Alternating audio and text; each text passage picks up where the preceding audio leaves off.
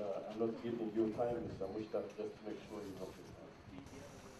Dealers in used cars are requesting government to assist them invest in vehicle testing facilities in Kampala and suspend the mandatory inspection of used cars coming to Uganda until the implementation is agreed upon.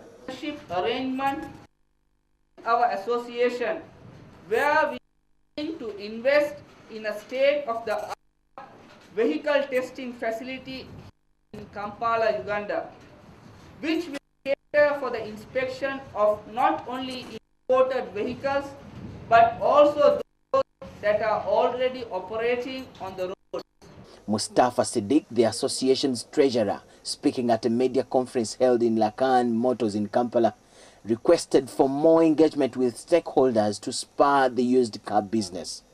Siddiq says that over 90% of the vehicles imported into Uganda are Japanese-made and of high quality.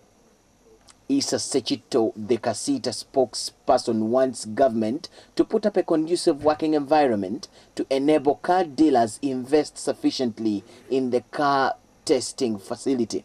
He says this automatically empowers the Inspectorate of Motor Vehicles, currently underutilized, to perform its core functions.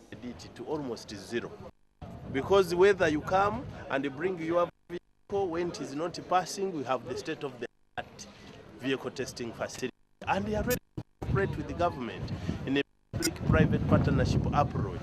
But the first thing that we do is to come together the local dealers of motor vehicles who are local and those that are from different countries.